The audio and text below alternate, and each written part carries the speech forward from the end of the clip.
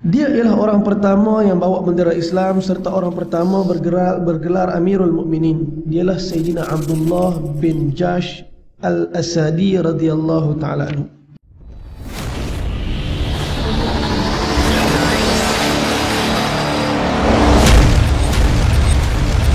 Assalamualaikum warahmatullahi taala wabarakatuh. Nahmaduhu wa nasta'inuhu wa nastahdihi wa nastaghfiruh wa nu'minu bihi wa natawakkalu alayhi wa na'udzu billahi min shururi anfusina wa min sayyiati a'malina man yahdihillahu fala mudilla lahu wa man yudlil fala hadiya lahu wa nashhadu an la ilaha illallah wa nashhadu anna Muhammadan 'abduhu wa rasuluhu amma ba'd. وقال الله سبحانه وتعالى في القرآن الكريم أعوذ بالله من الشيطان الرجيم لا إله إلا هو يحيي ويميت ربكم ورب آبائكم الأولين بل هم في شك يلعبون فارتقب يوم تأتي السماء بدخان مبين صدق الله العظيم. قال رسول الله صلى الله عليه وسلم إن الدين بدأ غريبا ويرجع غريبا فطوبى للغرباء الذين يصلحون ما أفسد الناس من بعدي من سنتي أو كما قال رسول الله صلى الله عليه وسلم. Alhamdulillah, pertama selamanya kita panjatkan syukur kepada Allah kerana kasih sayang limpah kurnia yang Allah Subhanahu wa taala bagi. Masih lagi kita berjalan di atas muka bumi Allah dengan rezeki daripada rezeki Allah, dengan nikmat yang paling besar yang Allah taala bagi, nikmat iman, nikmat Islam. Walaupun dalam keadaan ujian yang masih kita lalui, dalam keadaan hati meronta-ronta untuk menyempurnakan sunnah-sunnah Nabi, tapi hari ini orang Islam telah membuktikan orang Islam ialah orang yang paling mudah diurus dalam dunia ini. Walaupun sunnah-sunnah Nabi yang terutamanya dalam musim PKPP ni, dalam musim PKP ni, banyak perkara yang ada setengah orang kata apa ni ustaz, nanti nak sembahyang jarak-jarak ni, hati tak boleh ni, tak boleh lah ni sunnah Nabi, kena sembahyang jarak. Sebab tu ulama menggariskan satu manual dalam kehidupan yang mana Nabi SAW beritahu ashabi an-nujum bi ayyihim iqtadaitum ihtadaitum. Sahabat macam bintang di langit, kamu ikut satu di kalangan mereka, kamu takkan sesat sampai bila-bila. Ketika Nabi SAW bersama dengan para sahabat pada tahun ke-6 Hijrah ketika perjanjian Hudaibiyah dilakukan, hampir semua sahabat tak setuju dengan konten. Hampir semua sahabat tak bersetuju dengan apa yang dipersetujui oleh Nabi SAW. Hatta Sayyidina Umar Al-Khattab radhiyallahu ta'ala anhu boleh tanya Nabi, ya Rasulullah, alasna bil haq, bukankah kita sekarang dalam kebenaran? Bukankah kamu Rasulullah? Nabi jawab dengan tenang, benar, kita dalam kebenaran, aku adalah Rasulullah. Dan Nabi SAW bila buat satu perkara, Nabi tak buat dengan nafsu Nabi, illa wahyun yuha, melainkan apa yang Allah Subhanahu wa ta'ala wahyukan pada Nabi. Sahabat walaupun tak setuju, dia tekan hati, sami'na wa ata'na, kami dengar, kami taat. Perjanjian Hudaibiyah ni genjatan senjata 10 tahun. Kalau sahabat punya fikir 10 tahun kita terpaksa mentaati apa yang dibentangkan oleh orang Quraisy, tapi Allah Ta'ala bagi satu janji, belum lagi selesai, belum lagi setahun, belum lagi seminggu, dalam perjalanan balik saja daripada Hudaibiyah, Tahun tu Nabi mimpi nak tunaikan umrah. Selesai perjalanan Hudaybiyah, balik saja dalam perjalanan Jibril AS datang.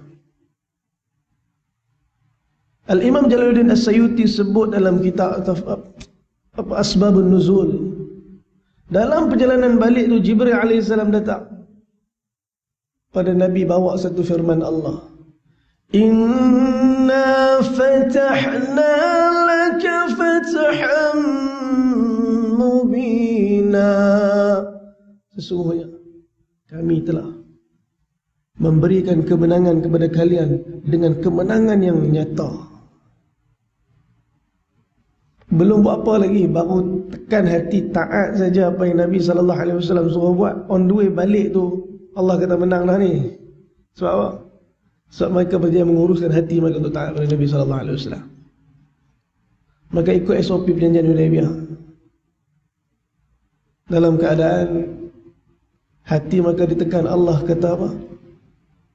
Liyaghfira laka Allahu ma taqaddama min dhanbika wa ma ta'akhkhar. Allah Subhanahu wa ta'ala ampunkan kalian.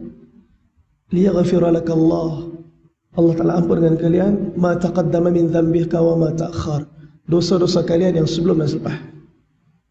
Wa yutimma ni'matahu 'alaika wa yahdiyaka siratan mustaqima. Dan kami, kata Allah, menyempurnakan untuk kalian nikmat-nikmat kami. Wa yansurukallahu nasran aziza, dan kami akan bagi bantuan kepada kalian dengan bantuan yang nyata. Tuan-tuan, kita tak tahu ujian yang Allah Ta'ala sedang bentangkan kepada kita ni berapa lama, tak tahu. Tak ada siapa tahu sampai bila nak kena sign buku, sampai bila nak kena tulis nama, sampai bila nak kena ambil temperature. Tapi yakin tak kala kita meletakkan ketaatan kepada ulil amri kerana kita nakkan kesempurnaan daripada apa yang telah dilakukan oleh para sahabat. Wa yansurakallahu nasran aziza, Allah akan datangkan bantuan. Daripada 10 tahun sepatutnya gencatan senjata, perjanjian itu dibuat pada tahun 6 Hijrah, 7 Hijrah, 8 Hijrah Fathul Makkah. 2 tahunnya kesabaran sahabat menjadi asbab kemenangan. Seluruh kota Makkah tunduk di bawah tapak kaki orang Islam. Seluruh berhala-berhala dihancurkan.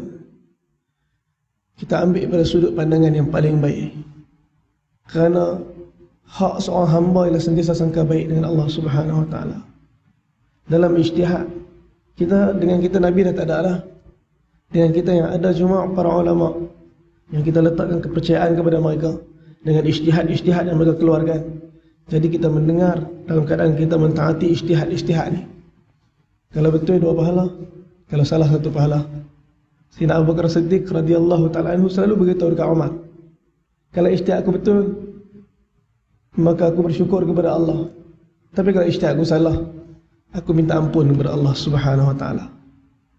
Tapi dalam keadaan itulah Allah Ta'ala memandang kebaikan ni, dan Allah menundukkan dunia ni di bawah tapak kaki para sahabat. Hari ni mungkin kita nampak ini cuma satu benda yang kita tak nampak pun, virus ni. Tetapi bila Allah Subhanahu Wa Ta'ala bentangkan jalan ni, inilah jalan saat ni kita nak tunjuk bahawa kami sedang melangkah macam sahabat melangkah. Moga Allah Ta'ala beri kebaikan insya-Allah. Dan pagi ni kita nak muzakarah lagi tentang satu orang sahabat Nabi radhiyallahu ta'ala anhu. Sebab itu bulan 1, saya pun dah lama sangat dah ni. Dah bulan 7, 6 bulan tak ada. Last Abdullah bin Jahsh belum kan. Hari tu saya ingat, yang saya tengok rakaman, saya terpaksa, Masya Allah ada rakaman boleh rujuk.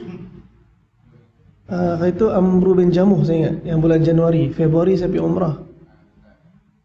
Saya tak ada kan. Okay. So March dah PKP. Jadi kita sambung dengan Sayyidina Abdullah bin Jahsh.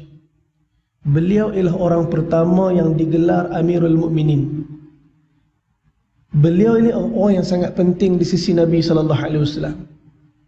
Kita kadang-kadang kalau bawa orang yang mungkin tak berapa kenal, orang tak kenal dia, tapi dia ni sepupu Sultan. Kita bawa pergi kedai, kawan kita ni kawan aku ni, Tengku sekian-sekian. Orang punya siapa dia? Sepupu agung ni. Sepupu agung lah. Dia orang jadi lain sikit.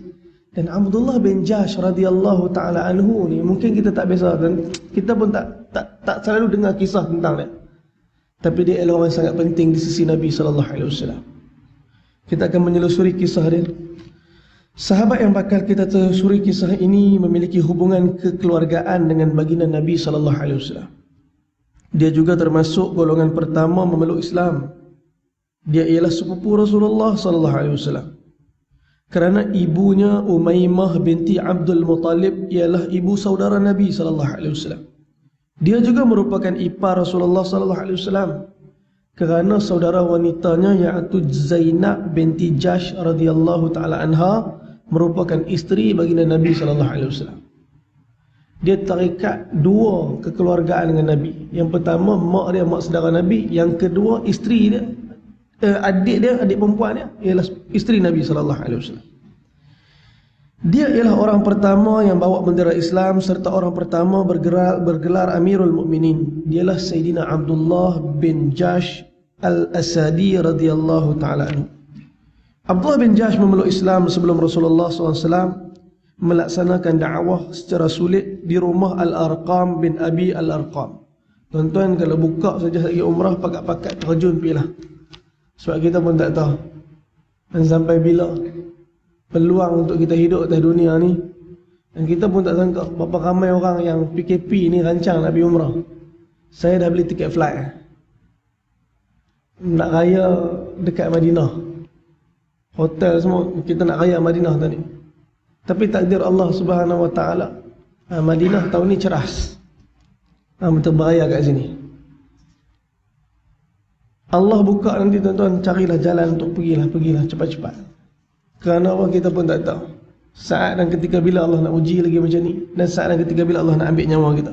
Kalau tuan-tuan pergi umrah di Mekah, tuan-tuan kalau bergerak ke Mas'a, tempat sa'i tu, tuan-tuan keluar di luar ke belah belakang nak menuju kepada library tempat kelahiran Nabi sallallahu alaihi wasallam. Sekarang ni library maktabah. Keluar pintu tuan-tuan tengok belah kanan, tuan-tuan upik pada hujung sekali ada lift. Dia tulis kat situ Bab Al-Arqam, Babul Arqam. Dan di situlah rumah Al-Arqam bin Abi Arqam, tempat Nabi mula-mula buat dakwah. Tuan-tuan perhati nama-nama pintu dekat pintu masuk Masjidil Haram tu, setiap pintu dinamakan dengan nama tertentu. Dan sebahagian besarnya ditanda untuk mengatakan ada kisah di sebalik pintu tu. Abdullah bin Jahsh dia adalah orang yang terawal memeluk Islam apabila Rasulullah SAW mengizinkan para sahabat berhijrah ke Madinah. Abdullah bin Jahsh merupakan orang muhajirin kedua yang berhijrah ke Madinah selepas Abu Salamah radhiyallahu taala anhu.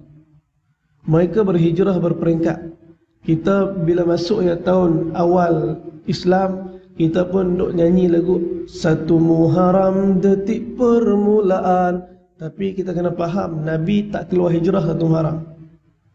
Yang keluar hijrah 1 Muharram sahabat. Siapa dia? Yang pertama ialah Sayyidina Abdullah bin Salamah.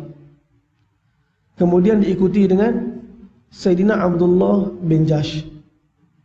Dan Nabi ialah antara orang yang terakhir yang keluar berhijrah. Jadi permulaan hijrah 1 Muharram inilah penghijrahan para sahabat. Dan Nabi ialah orang yang terakhir yang mana Nabi telah keluar dengan Sayyidina Abu Bakar Siddiq dan diikuti 3 hari lepas itu oleh Sayyidina Ali karramallahu wajhah. Abdullah bin Jahsh berhijrah bersama keluarga dan kaum kerabatnya. Keluarganya adalah keluarga Islam, kabilahnya adalah kabilah yang beriman. Penghijrahan ramai orang Islam ke Madinah mendorong para pembesar Quraisy mengambil kesempatan terhadap rumah-rumah orang Islam yang ditinggalkan. Abu Jahal telah menjadikan rumah Sayyidina Abdullah bin Jahsh sebagai rumahnya. Rumah tersebut merupakan rumah yang indah dan mewah. Abu Jahal menggunakan segala kelengkapan di dalam rumah itu seperti miliknya sendiri. Apabila Abdullah bin Jahsh mengetahui apa yang dilakukan oleh Abu Jahal terhadap rumahnya, dia mengadu kepada Rasulullah sallallahu alaihi wasallam. Baginda sallallahu alaihi wasallam berkata, "Apakah engkau tidak redha wahai Abdullah bahawa Allah akan menggantikan untukmu dengan sebuah rumah di syurga?" Abdullah menjawab, "Tentu wahai Rasulullah." Rasulullah SAW menjawab, "Itulah yang sesuai untukmu." Ini satu sifat Nabi. Bila sahabat runsing pasal dunia, Nabi twist pergi akhirat. Dan sebenarnya hak ni akan menghilangkan kerunsingan. Kita runsing dengan dunia, dan kerunsingan tu takkan selesai pun. Kerana kerunsingan akan datang selepas satu kerunsingan. Selepas satu kerunsingan, dia mai satu kerunsingan. Lepas satu cerita, dia mai satu cerita. Selagi mana kita tak mati, selagi tu masalah dunia akan terus kita hadapi. Sebab tu Nabi SAW ajar para sahabat, ada masalah dunia, twist. Bila para sahabat gali parit Khandaq, ketika mana orang-orang musyrikin bergabung dengan tentera-tentera Badui dan Yahudi membentuk satu tentera Ahzab, 10,000 orang telah bergerak untuk menyerang kota Madinah. Sedangkan dalam Madinah masa tu lebih 3,000 orang, lelaki, perempuan, kanak-kanak. Masa gali parit Khandaq, Nabi tukar sahabat punya fikir risau. Sahabat tengok mereka sikit. Sahabat tengok yang datang lagi ramai. Yang akan serang mereka ialah gabungan-gabungan orang-orang yang akan menghancurkan Madinah. Masa tengah gali itu Nabi angkat tangan. Nabi doa. Dalam doa Nabi tukar kerisauan. Allahumma la 'aisha illa al-'aishul akhirah. Ya Allah, tiada kehidupan melainkan kehidupan akhirat. Faghfir lil ansar. Ya Allah, ampunkan orang Ansar. Wal muhajirin, dan orang muhajirin. Sahabat bila Nabi doa macam tu, mereka telah tak risau lagi pada dunia. Sebab tu antara perkara yang ulama kita ajar pada doa ni, Sayyidina Jundub radhiyallahu anhu riwayatkan hadis ni. Kalau kita nampak kereta mewah lalu depan kita, yang kita taringi sangat ni, tengok kereta tu baca Allahumma la 'aisha illa 'aishal akhirah. Nampak rumah besar, rumah 4 tingkat, ada swimming pool kat atas. Oh, kita, ya Allah, rumah kita besar dah. Tapi inilah dunia. Dunia ni takkan pernah kita puas. Selagi tak mati, selagi tu tak puas. Sebab tu Allah beritahu dekat dalam surah yang mana Sayyidina Uthman baca, pingsan. Alhaakumut takathur hatta zurtumul maqabir. Kebanggaan, kemegahan dunia yang kita usaha sungguh-sungguh, asbab daripada kelalaian ni akan merosakkan kita hatta zurtumul maqabir, sehingga akhirnya kita dihantar masuk dalam kubur. Masa tu baru tepuk dari, aduh, kenapalah. Masa tu penyesalan tak henti. Sebab hakikat dia nampak dah kat dalam tu. Mati, ya Allah. Tuan-tuan, Nabi tukar kerisauan para sahabat. Begitulah keadaan bila Sayyidina Abdullah bin Jahsh runsing Abu Jahal yang dah buat rumah dia macam rumah dia sendiri. Maka Nabi telah tukar kerisauan dunia, rumah dalam dunia, kepada mahligai akhirat. Satu ketika Rasulullah SAW memilih 8 orang sahabat untuk menjalankan tugas ketenteraan pertama dalam Islam. Mereka ialah Sayyidina Abdullah bin Jahsh dan Sayyidina Sa'ad bin Abi Waqqas. Dua-dua orang hebat, dua-dua awalun. Sayyidina Abdullah bin Jahsh ni, tuan-tuan, dia hubungan dengan Nabi bukan lepas masuk Islam. Sebelum Islam lagi dia dah cukup sayang kat Nabi. Dengan akhlak Nabi, dengan keadaan kelembutan Nabi, dengan sifat amanah, kejujuran Nabi, dia dah jatuh hati lah sebelum Nabi jadi Nabi. Sebab tu bila Nabi SAW bawa wahyu yang pertama, dia tak tunggu lama untuk berfikir panjang, dan dia terus masuk Islam.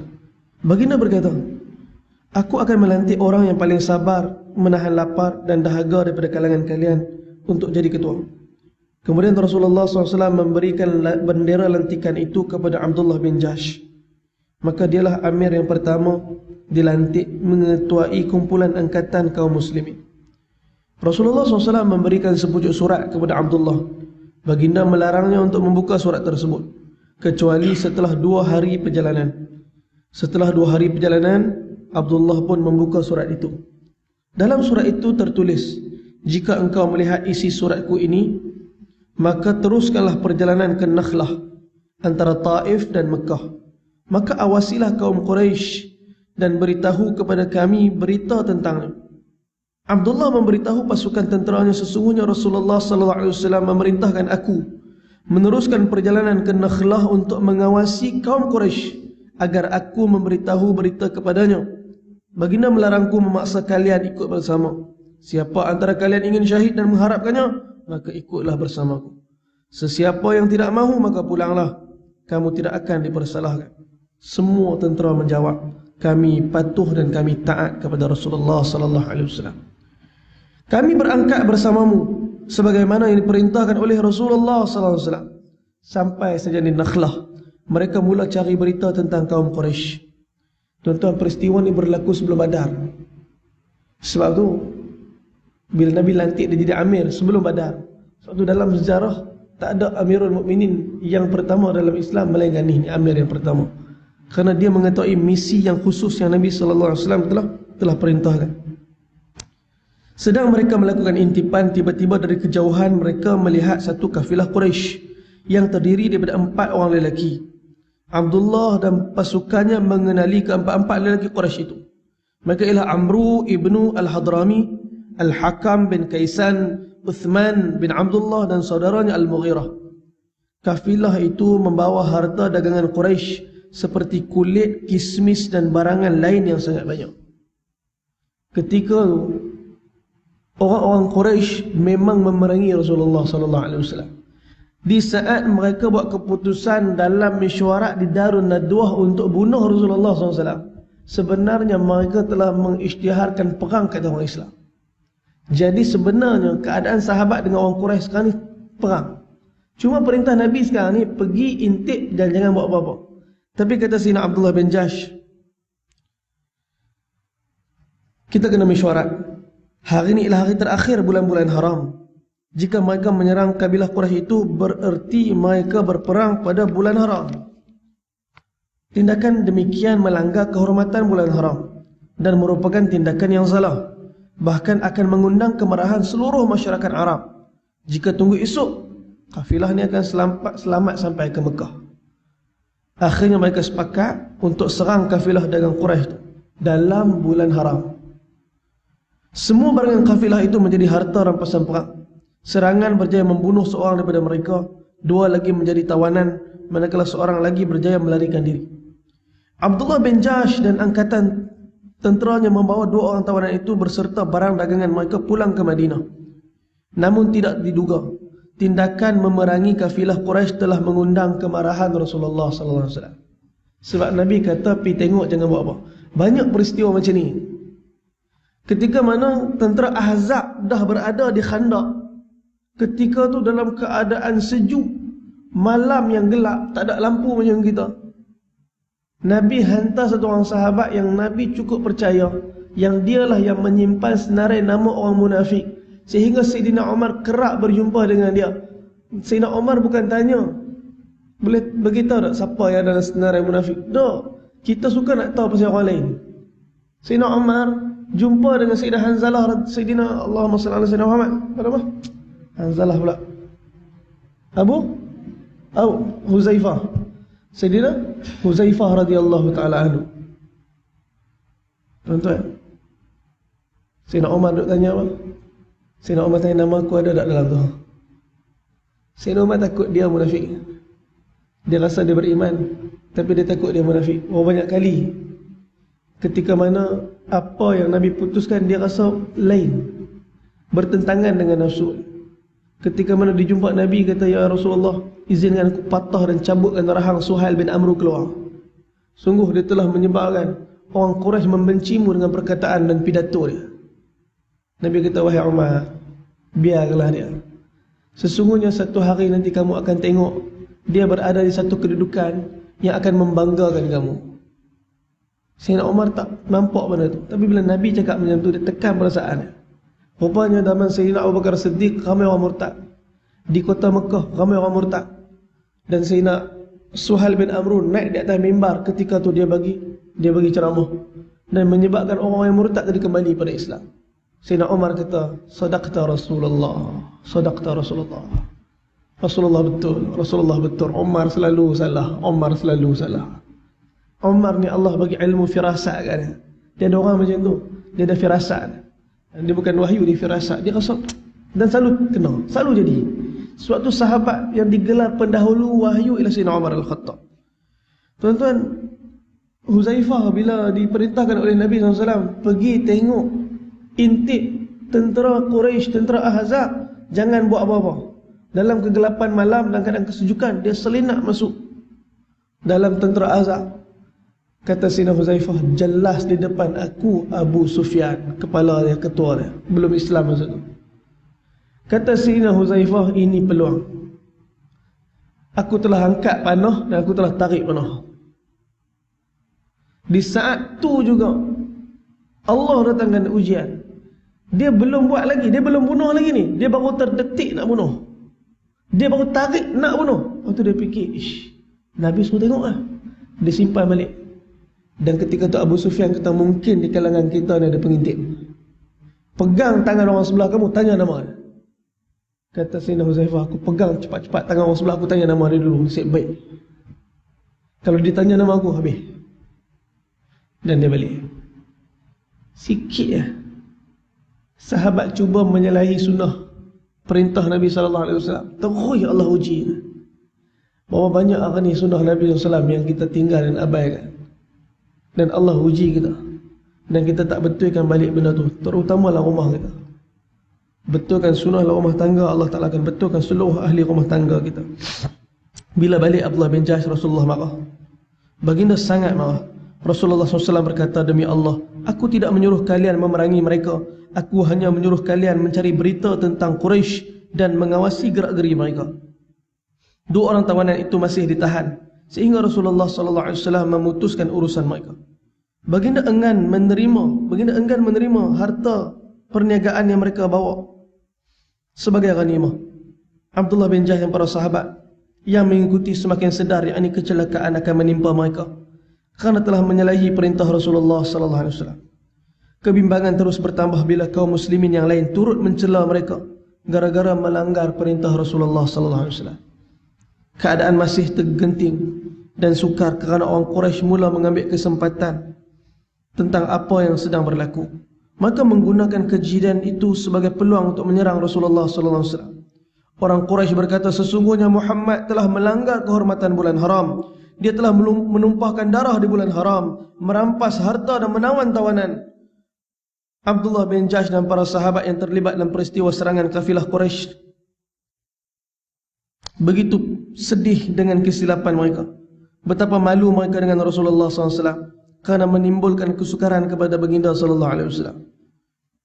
Tidak tahu apa yang boleh mereka lakukan lagi untuk memulihkan semula keadaan. Dan sebab tu bila surau buat SOP apa-apa untuk, dan kita tak takut mungkin satu orang dua orang punya hal. Lah satu surau tu masjid tak boleh. Dan sembahyang Jumaat dah elok dah. SOP semua. Tinggal datang. Ada 2-3 orang cerdik pandai. Dia tak apa benda ni, pak langgar. Disebabkan 2-3 orang cerdik pandai, satu tempat tu kena, habis seluruh tutup. Dan para sahabat mereka rasa mereka bersalah sangat-sangat kerana mereka telah melanggar apa yang telah ditetapkan oleh keadaan orang Arab. Bulan haram tak boleh perang, bulan haram tak boleh rampas, bulan haram ialah bulan yang suci ketika tu. Walaupun sebelum Islam sampai, itulah tradisi orang Arab dulu. Tuan-tuan, Abdullah bin Jahsh yang terlibat dalam peristiwa ni berasa ujian ni makin berat. Kemana hendak mengadu dan berserah selain kepada Allah. Dia yang maha mengetahui. Akhirnya datang berita gembira bahawa Allah telah meredai apa yang mereka lakukan. Khabar itu terkandung dalam wahyu yang diturunkan kepada kekasihnya Jibril AS datang. Sahabat ni, dan bila Allah Subhanahu Wa Taala bersihkan mereka, antara cara dia ialah Allah turunkan wahyu. Allah Subhanahu Wa Taala firman, يسألونك عن الشهر الحرام قتال فيه قل قتال فيه كبير. Mereka bertanyakan kepadamu wahai Muhammad berkenaan hukum berperang dalam bulan yang dihormati. Katakanlah peperangan dalam bulan itu dosa besar. وَصَدٌّ عَنْ سَبِيلِ اللَّهِ وَكُفْرٌ بِهِ وَالْمَسْجِدِ الْحَرَامِ وَإِخْرَاجُ أَهْلِهِ مِنْهُ أَكْبَرُ عِنْدَ اللَّهِ. Tapi Allah kata, perbuatan halang orang daripada jalan Allah Ta'ala dan perbuatan kufur kepadanya dan juga menyekat orang Islam ke Masjidil Haram mengusir penduduknya daripada situ, dosa ni lagi besar di sisi Allah Ta'ala. Orang kafir telah halau orang Islam keluar. Orang kafir telah menidakkan hak orang-orang Islam. Mereka telah merampai harta-harta orang Islam. Allah kata, hak tu lagi besar. Wal fitnatu akbaru minal qatl. Dan Allah Subhanahu wa taala beritahu, ingatlah, fitnah itu lebih besar dosanya daripada pembunuhan. Semasa peperangan, semasa dalam bulan yang dihormati.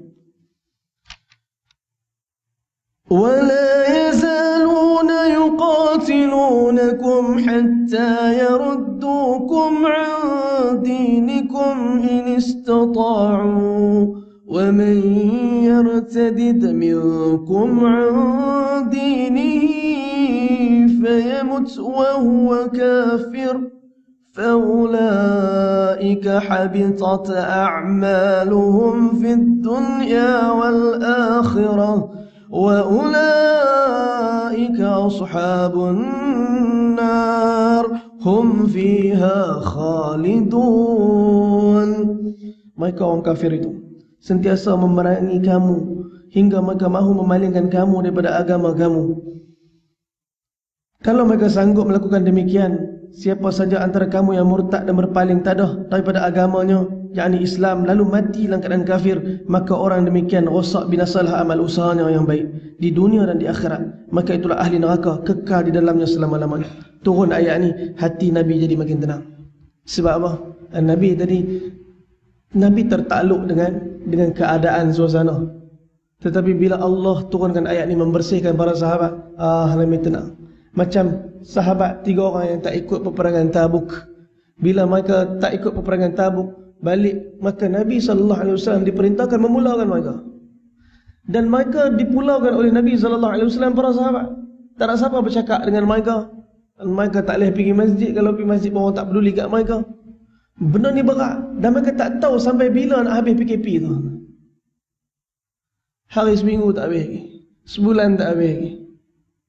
Akhirnya datanglah hari ke-53.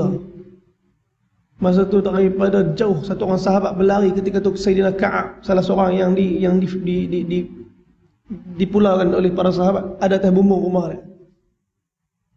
Daripada jauh dia kata, berita gembira, berita gembira. Sayyidina Ka'ab kata, aku pun tak tahu berita gembira apa yang nak bawa tu, tapi aku tahu ini pasti berita sangat gembira. Aku terus sujud syukur atas bumbung. Wahai Ka'ab, ayat Al-Quran telah turun kerana kamu mai masjid sampai masjid. Sebab ayat dah turun dah. Nabi dah, Allah telah bersihkan sahabat sampai kat masjid. Daripada jauh orang tengok Sayyidina Ka'ab datang, maka semua berdiri peluk dia. Hari ni tak boleh nak salam, tak boleh nak peluk. Isytihar habis PKP, pakat-pakat salam peluk semua. Tuan-tuan, para sahabat, bila Nabi kata jangan, maka tak buat. Bila habis terus maka buat. Dalam keadaan kegembiraan, kata Sayyidina Ka'ab, ketika aku tengok Nabi berdiri, aku nampak putih gigi Nabi SAW. Nabi kata ahlan wa sahlan wa marhaban. Ketika tu Nabi peluk Sayyidina Ka'ab. Kata Sayyidina Ka'ab, kata aku rasa satu bebanan yang cukup berat telah lepaskan. Kita pun tak tahu berapa lama lagi beban ni kita nak tanggung. Tapi lapangkan hati dan keadaan semua yang Allah bagi ni kita mesti baiknya. InsyaAllah kebaikan akan datang pada kita. Baginda mengambil harta perampasan perang tadi dan meminta tebusan tawanan itu dan redha dengan apa yang diperbuat oleh Abdullah bin Jahsh. Peperangan mereka merupakan detik besar dalam sejarah Islam kerana ghanimah ini ialah ghanimah pertama dalam Islam. Musuh yang terbunuh ialah musyrikin pertama darahnya ditumpahkan oleh orang Islam. Tawanan itu pula merupakan tawanan pertama bagi orang Islam. Panji peperangannya ialah bendera pertama diberikan oleh Rasulullah SAW. Malah amirnya ialah Abdullah bin Jahsh merupakan amir pertama bagi orang Islam. Setelah itu berlaku pula peperangan Badar. Maka Abdullah bin Jahsh diuji dengan ujian yang sesuai dengan keimanan. Kemudian berlaku dengan peperangan Uhud. Dan kisah dia kita tutup dengan peperangan Uhud. Sayyidina Sa'ad bin Abi Waqqas kata, ketika peperangan Uhud, Sayyidina Abdullah bin Jahsh datang jumpa dengan aku. Maka dua ni kawan baik. Sayyidina Sa'ad bin Abi Waqqas dengan Abdullah bin Jahsh ni kawan baik. Kata Sayyidina Abdullah bin Jahsh, tidak mahukah engkau berdoa kepada Allah Subhanahu wa taala? Aku jawab tentu. Lalu kami pergi ke satu tempat dan berdoa bersama. Aku berkata, yakni Sayyidina Sa'ad bin Abi Waqqas angkat tangan. Abdullah bin Jahsh duduk situ pun angkat tangan. Ya Tuhanku, jika aku menemui seorang lawan, maka pertemukanlah aku dengan seseorang yang besar bahayanya, yang tinggi kemarahannya, sehingga kami saling berusaha membunuh satu sama lain. Lalu berikanlah kepadaku kemenangan sehingga aku dapat membunuhnya dan mengambil kelengkapan perang. Sayyidina Abdullah bin Jahsh sebut amin. Lepas ni kalau ada apa-apa hajat, panggil kawan kita, Sat, duduk sini Sat, aku nak doa, hang tolong ambil Sat. Tuan-tuan, ini sahabat buat. Bila Sayyidina Sa'ad bin Abi Waqqas doa, Sayyidina Abdullah bin Jahsh amin. Kemudian kata Sayyidina Sa'ad, giliran dia pula doa. Dia pun angkat tangan. Dia kata, Ya Allah, pertemukanlah aku dengan seorang yang besar bahayanya, tinggi kemarahannya, sehingga kami saling berusaha membunuh satu sama lain. Lalu dia dapat melukai aku, memotong hidung dan telingaku. Maka ketika itu aku datang menemuimu kelak di akhirat. Engkau akan bertanya mengapa hidung dan telingamu terpotong. Lalu aku akan menjawab kepadamu, Ya Allah, untukmu dan Rasulmu aku telah korbankan semua ni. Lalu engkau akan berkata kepadaku, benar. Sa'ad bin Abi Waqqas kata, demi Allah, doa Abdullah bin Jahsh itu jauh lebih baik daripada doa aku. Aku minta menang atas dunia ni, sedangkan dia minta menang kat negeri akhirat. Dan aku melihat pada petang hari ketika mana peperangan Uhud sedang berlangsung, dia telah syahid. Hidung dan telinganya telah dipotong dan digantung di atas pokok. Allah telah mengabulkan doa Abdullah bin Jahsh, dan Allah Subhanahu wa taala telah memuliakannya dengan syahid, sebagaimana Allah memuliakan penghulu para syuhada, Sayyidina Hamzah bin Abdul Muttalib dan bapa saudaranya Rasulullah, dan bapa saudara Rasulullah sallallahu alaihi wasallam. Rasulullah mengemumikan mereka berdua dalam satu kubur dalam hal keadaan berjurai air mata. Baginda yang bersih membasahi tanah kubur mereka yang wangi dengan haruman kesyahidan. Tuan-tuan kalau pergi ke Uhud, tuan-tuan tengok dalam depan Masjid Said Syuhada tu, dia ada makam ke dalam tu. Yang syahid di medan Uhud ada 70 orang sahabat yang syahid. Tapi bukan 70 orang ditanam dalam makam tu. Sebab beberapa kali pernah berlaku banjir di kota Madinah, di Uhud, menyebabkan pernah kubur para sahabat terbongkar. Di Uhud kubur para sahabat terbongkar. Maka mereka telah tanam balik para sahabat ni, dan seorang yang dapat mereka kenal, Sayyidina Hamzah radhiyallahu taala anhu. Dan sebahagian ulama kata Sayyidina Abdullah bin Jahsh pun kami kenal, sebab keadaan hidung dan telinga dia tak ada, kena potong. Dan 3 orang yang dimakamkan kat tengah tu, Sayyidina Abdullah bin Jahsh, Sayyidina Hamzah bin Abdul Muttalib dan Sayyidina Mus'ab bin Umair. Dan ini 3 orang sahabat yang ditanam tengah-tengah dan makam di makam syuhada Uhud. Tuan-tuan, sahabat mereka berdepan dengan ujian masalah, mereka tak cepat melenting. Mereka bertenang kerana mereka tahu bersama ujian itu ada Allah. Bersama dengan masalah itu penyelesaiannya ialah takwa kepada Allah. Sebab tu saya nak tutup dengan satu kisah pendek, bukan para sahabat, tapi dia ialah satu orang wali Allah yang kita semua kenal. Dan balik ni kita boleh mencerita kat isteri kita. Dan orang perempuan, dia kalau dengar orang lelaki punya cerita, dia kata ni cerita orang lelaki tak? Bolehlah orang lelaki. Hak ni bukan orang lelaki, ni orang perempuan. Salah seorang yang hidup sezaman dengan Al-Imam Syafi'i, dan beliau ialah antara orang yang mensalatkan jenazah Al-Imam Syafi'i. Siapa dia? Beliau adalah Sayyidatuna Rabi'atul Adawiyah radhiyallahu ta'ala anha, rahimahumullahu ta'ala anha. Dia ni satu orang yang cukup kuat hubungan dengan Allah, sehingga kan betapa hatinya terpaut dengan Allah. Dia mati dalam keadaan tak menikah. Bukan cerita ni suruh tak menikah, tapi cerita ni mengatakan tak ada masa dia dengan perkara lain melainkan hubungan dia sentiasa dengan Allah Subhanahu wa taala. Sayyidatuna Rabi'atul Adawiyah disebutkan pernah ada perompak masuk nak rompak rumah dia. Zaman sekarang perompak kalau nak rompak rumah, dia ada satu perkataan tiger hunt. Dia apa? Dia nak rompak, dia akan study dulu keadaan rumah tu. Tapi zaman dulu mungkin tak ada ilmu merompak ni. Tuan-tuan, ada satu perompak telah masuk merompak rumah Sayyidatuna Rabi'atul Adawiyah. Ketika tu Rabi'atul Adawiyah tak ada kat rumah. Dia rompak rumah wali. Dia kalau rompak rumah datuk ni kita faham lah, ada banyak juga benda nak boleh rompak. Kalau rompak rumah orang kaya ada benda agak nak rompak. Ni rompak rumah wali ni apa benda dah. Dia silap masuk. Masuk tengok tak ada benda nak rompak. Punya zuhud kehidupan Sayyidatuna Rabi'atul Adawiyah, dia tengok tak ada benda nak rompak. Dia kata kalau barang tak ada, aku tunggu orang balik, dapat orang pun tak apa. Akhirnya dia tunggu Sayyidatuna Rabi'atul Adawiyah balik. Sampai yang masuk Rabi'atul Adawiyah, dia bangun, dia tutup pintu. Dan dia ugut untuk buat benda tak elok. Untuk berzina dengan Rabi'atul Adawiyah. Kalau kita perompak masuk dalam rumah, tak masuk lagi pun kita melompat dah. Kelang kabut, takut macam-macam. Dan memang ini refleks kita. Tetapi mereka orang yang ada hubungan dengan Allah yang cukup erat ni tuan-tuan, ujian yang macam ni datang. Rabi'atul Adawiyah ketika perompak tu ugut nak berzina dengan dia, sikit pun tak berubah raut wajah dia. Dia cuma kata kat perompak tadi dengan syarat. Dia bagi syarat pula. Aku cuma nak minta kamu solat, pergi wuduk dengan wuduk yang sempurna, kemudian buat solat taubat 2 rakaat. Perompak tadi kata senang sangat nak berzina ni. Salat taubat 2 rakaat boleh berzina. Dia ambil wuduk. Dia pergi ambil wuduk dengan wuduk yang sempurna. Sayyidatina Rabi'atul Adawiyah siapkan tempat yang dia biasa salat di mihrab dia, tuan-tuan. Balik rumah, dan di rumah kita pastikan ada satu sudut khas. Di situlah kita baca Quran, di situlah kita zikir, di situlah kita duduk dalam majlis ta'lim, kita buat majlis halqah dengan orang, dengan ahli keluarga kita. Kita buat sudut khas. Dan Nabi ajar benda ni. Ketika mana Nabi pergi kat rumah Sayyidina Itzban bin Malik di Madinah, Nabi masuk dalam rumah tu, Nabi tanya dia mana tempat yang patut aku solat. Sayyidina Itzban bin Malik kata Rasulullah solat kat sini. Maka Sayyidina Itzban bin Malik telah jadi sudut yang Nabi solat tadi sebagai tempat solat. Kita kena buat. Rumah kecil mana pun buat, tuan-tuan. Sini rumah besar semua. Rumah kecil pun mana ada satu sudut. Sayyidatuna Rabi'atul Adawiyah, dia ada tempat khas yang dia beribadat di mihrab dia. Ketika lelaki perompak tadi tengah berwuduk, dia pun siap-siapkan tempat tu. Ketika lelaki tu datang, Rabi'atul Adawiyah kata, "Nah, pergi solat kat situ." Lelaki ni tu berdiri, dia pun angkat takbir, solat taubat. Allahu Akbar. Ketika itulah Rabi'atul Adawiyah kat belakang kat tangan. Dia kata, "Ya Allah, sesungguhnya lelaki ini telah menyerahkan jasad dia kepada Engkau. Ya Allah, sekarang aku serahkan hati dia kepada Engkau." Tuan-tuan, dia solat. Selesai solat dia bagi salam, "Assalamualaikum warahmatullahi." "Assalamualaikum warahmatullahi."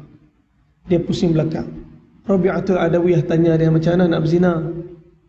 Dia kata, "Inni akhafullah." Sungguh aku takut pada Allah. Dia keluar pada rumah Rabi'atul Adawiyah. Kata ulama, dia masuk sebagai perompak, dia keluar sebagai wali. Dan lelaki itu telah menjadi salah seorang wali di zaman Sayyidatuna Rabi'atul Adawiyah radhiyallahu taala anha. Kerana apa kata ulama? Kerana dalam rumah tu ada sentuhan para malaikat. Mereka ialah orang yang buat hubungan dengan malaikat. Mereka ialah orang yang mana malaikat-malaikat dah tahu itulah tempat yang mana Allah sayang dan redha. Antara tanda kita disentuh oleh malaikat, bila kita angkat takbir Allahu Akbar, kita baca Quran dan tiba-tiba rasa sebab nak menangis. Kata ulama tu, malaikat tengah sentuh kita tu. Kerana sentuhan malaikat ialah sakinah, ialah ketenangan yang takkan dapat dibeli dengan mana-mana harta. Bayangkan ketika mana lelaki ni sedang bersolat tadi, dia bersolat di tempat yang memang para malaikat sedang berkumpul, di tempat rumah Rabi'atul Adawiyah, tempat yang sangat diberkati. Rabi'atul Adawiyah tak dakwah apa pun, cuma bagi tempat dia solat, orang berubah. Hari ni kita suka bercakap untuk orang berubah, dan orang tak berubah-berubah, dan kita pula rasa geram. Dah nak ubah orang, ubah diri kita. Kerana apa? Dengan kita berubah, makin dekat dengan Allah, bersahbah dengan para malaikat, orang tengok kita pun orang dah terasa betapa Allah Subhanahu Wa Taala itu maha hebat. Moga Allah Subhanahu Wa Taala terima kita. Semoga sedikit daripada kisah para sahabat yang dibacakan pada pagi ini menjadi asbab kekuatan saya sendiri yang bercakap, dan tuan-tuan, perempuan, tuan-tuan semua yang mendengar, dan kita doa sikitlah. Semoga amin ya tuan-tuan perempuan pada pagi ini menjadi asbab kebaikan untuk kita semua insya-Allah. Bismillahirrahmanirrahim. Alhamdulillahi Rabbil Alamin. Wassalatu wassalamu ala rasulina Muhammadin wa ala alihi wa sahbihi ajma'in. Allahumma ya awwalal awwalin wa ya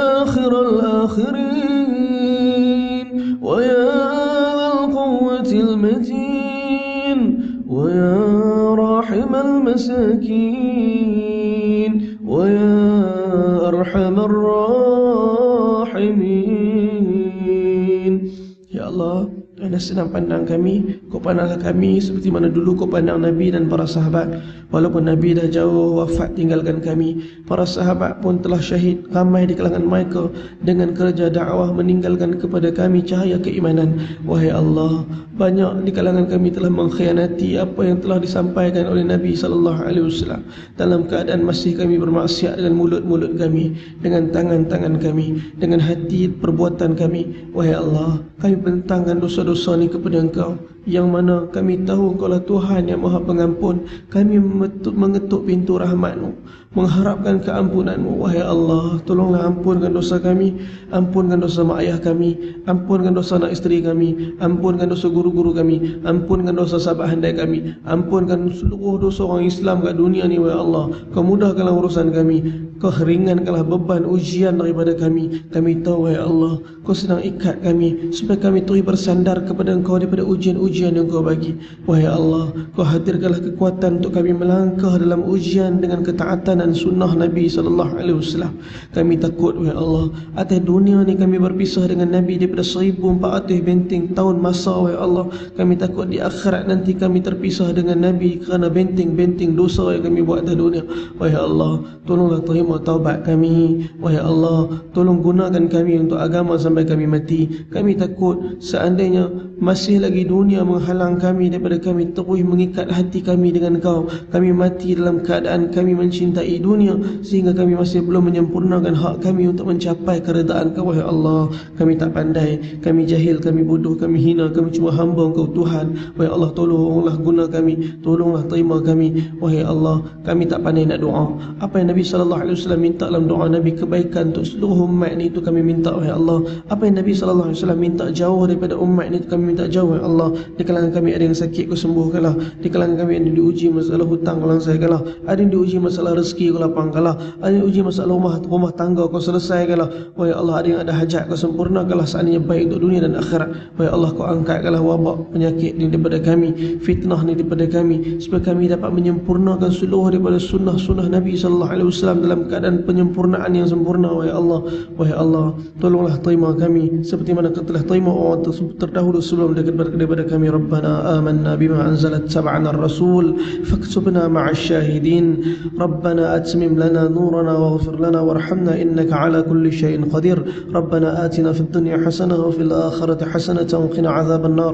Sallallahu alaihi wasallam Muhammad wa ala alihi wa sahbihi wa sallam. Alhamdulillahi rabbil alamin. Taqabbalallahu minna.